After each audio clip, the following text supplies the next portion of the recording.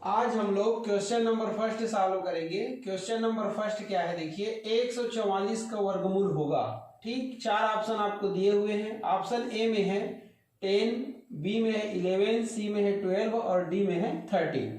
इसमें से right answer को आपको क्या करना है, सेलेक्ट करना है। ठीक है, तो चलिए पहले इसको सॉल्व करके देखते हैं। तो 144 का क्या बोल रहा है, वर्गमूल। ठीक, तो आप कैसे ज्ञात करेंगे, देखिए तो पहले 144 का आप अभाज्य गुणनखंड ज्ञात कर लेना। ये ठीक, किससे विभाजित होगा, देखिए 2 से। 2 सत्ते 14, 2 दूनी, फिर 2 तिया 1 बचा, 2 छक्के, फिर 2 एकम 1 बचा, 2 अट्ठे, फिर ये 2 निया और ये 3 तिया हो गया।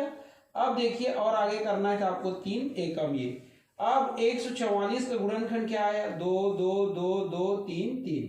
तो यहां पर आप लिखेंगे 2 गुणा 2 गुणा 2 गुणा 2 और ये 3 गुणा 3। अब क्या करना है, जोड़ी बनाना है आपको। देखो 1 जोड़ी, 2 जोड़ी और ये 3 जोड़ी। तो जिसका जोड़ी बना वो वर्गमूल के चिन्ह से बाहर निकल जाएगा। ये तो 3 दूनी 6, 6 दूनी 12। तो 144 का वर्गमूल देखिए कितना आया, 12 आया। तो 12 आपका क्या है, सही आंसर है। तो कौन सा है, तो सी। ठीक, तो सी आपका राइट आंसर है। ठीक, ऐसे आपको क्या करना है, सॉल्व करना है। ठीक है,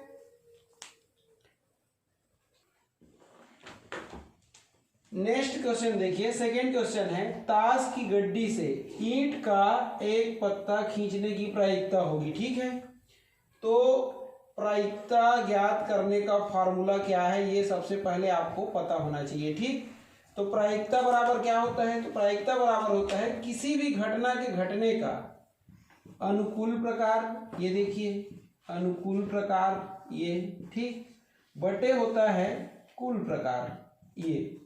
ये देखिए यहाँ पर लिखा हुआ है किसी भी घटना के घटने की प्रायिकता बराबर होता है घटना के घटने का अनुकूल प्रकार और बटे होता है घटना के घटने का कुल प्रकार। ठीक, अब प्रश्न से आपको अनुकूल प्रकार और कुल प्रकार की संख्या ज्ञात करना है और इस सूत्र में मान को रखना है। ठीक, तो चलिए प्रश्न को पढ़ते हैं। क्या बोल रहा है प्रश्न, ताश की गड्डी से ईंट का एक पत्ता खींचने की प्रायिकता क्या होगी।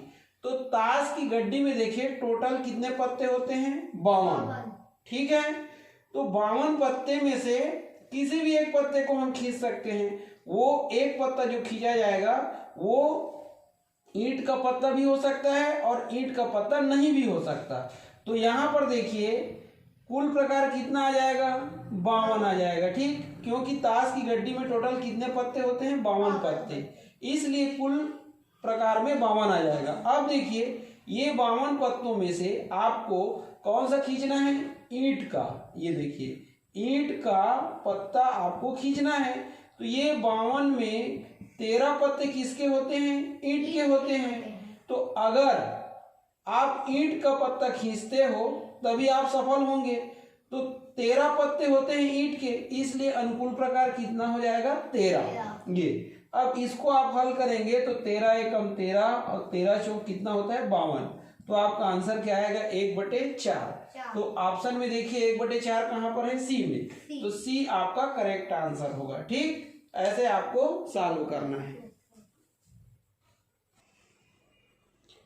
क्वेश्चन नंबर 3 देखिए क्या है, एक कार 3 घंटे में 600 किलोमीटर चलती है तो 5 घंटे में कितनी दूरी चलेगी। ऑप्शन में देखिए ए है 500 किलोमीटर, बी है 600 किलोमीटर, सी है 800 किलोमीटर और डी है 1000 किलोमीटर। ठीक है, अब इसको सॉल्व करोगे तो देखिए 3 घंटे में, ये देखिए है ना, 3 घंटे में कितना किलोमीटर चलती है, तो 600 किलोमीटर चलती है ये। ठीक, तो 1 घंटे में कितना चलेगी, तो 1 घंटे में क्या हो जाएगा, 600 बटे इतना किलोमीटर। तो 3 एकम 3 दूनी और ये तो 200 किलोमीटर चल रही है। देखिए ये कितने में, 1 घंटे में। ये 1 घंटे में कितना, 200 किलोमीटर।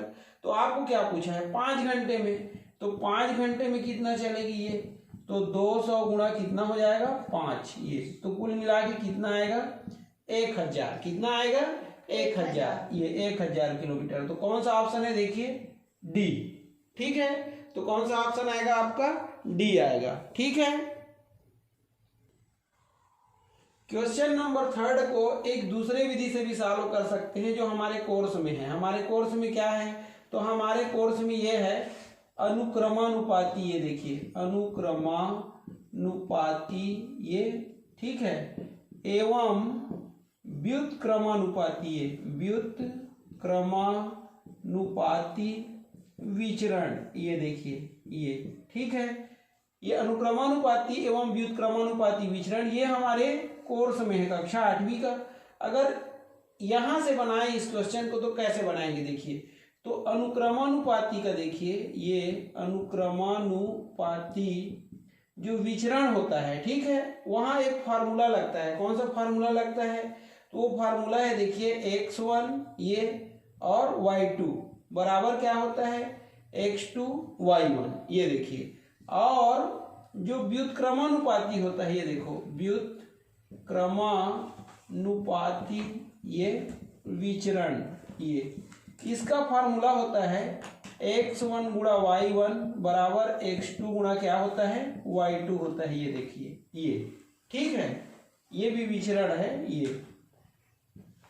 ये तो ये अनुक्रमानुपाती विचरण का फार्मूला है और ये व्युत्क्रमानुपाती विचरण का फार्मूला है, ठीक है।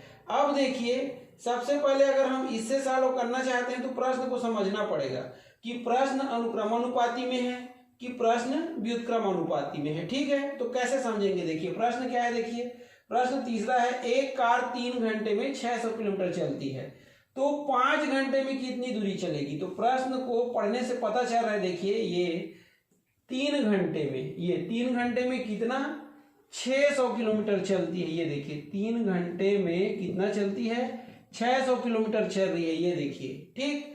तो बोल रहा है 5 घंटे में, ये 5 घंटे में, ठीक है, कितना दूरी चलेगी।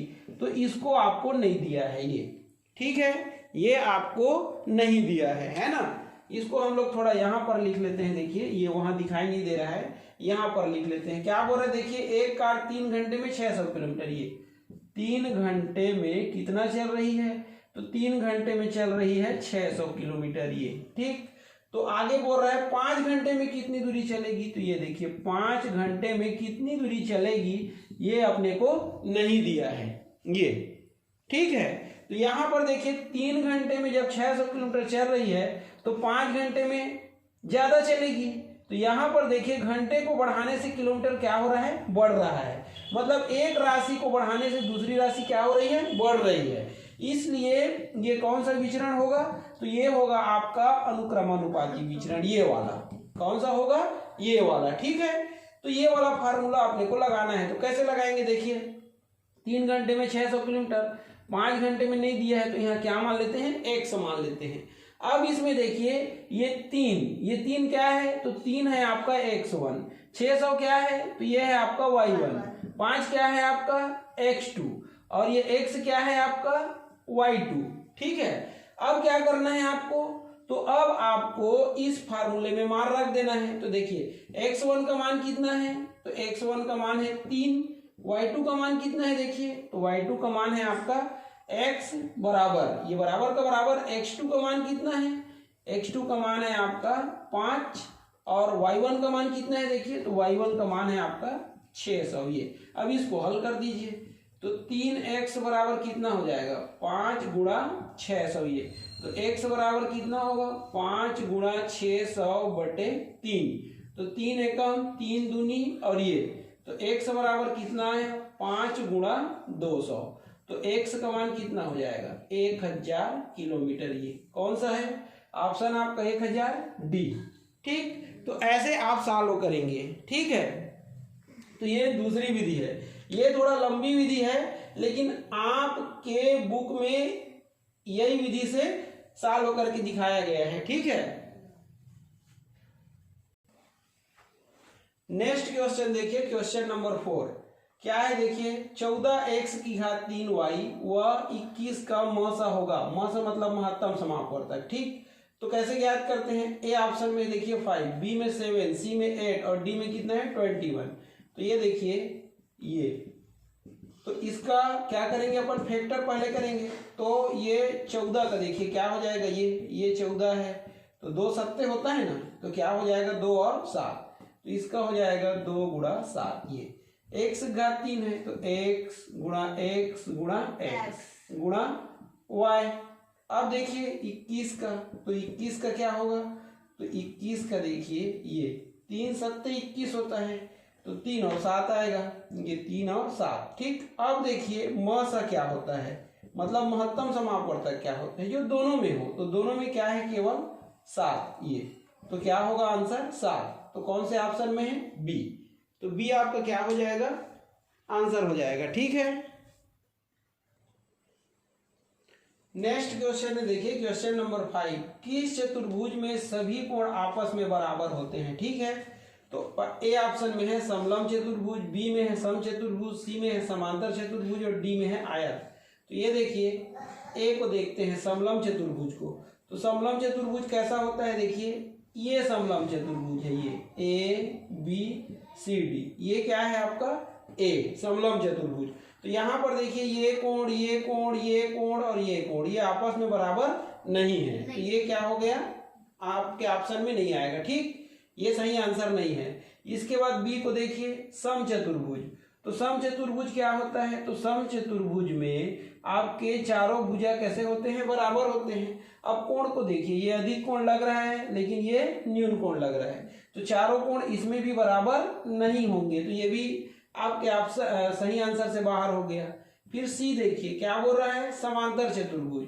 तो समांतर चतुर्भुज में क्या होते हैं, तो ये जो आमने सामने की भुजा है वो बराबर और समांतर होते हैं, तो ये आपस में बराबर होंगे। और ये अब यहाँ पर देखिए इस कोण को देखिए और इस कोण को देखिए, ये न्यून कोण लग रहा है, ये अधिक कोण, तो इसके भी चारों कोण बराबर नहीं होंगे। अब क्या बच गया आपके ऑप्शन में, देखिए तो डी आयत बच गया, ये आयत हो गया।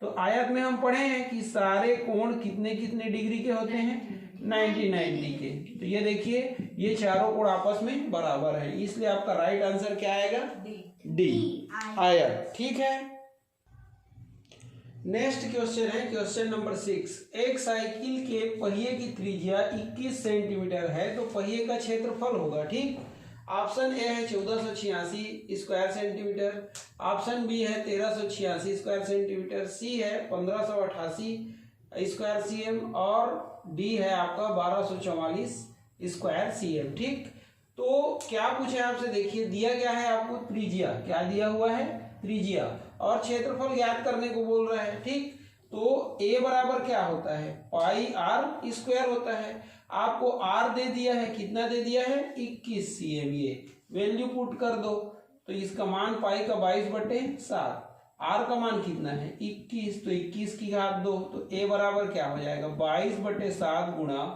21 गुणा 21 हो जाएगा, घात 2 है 2 बार गुणा, 7 एकम 7, 7 तिया 21।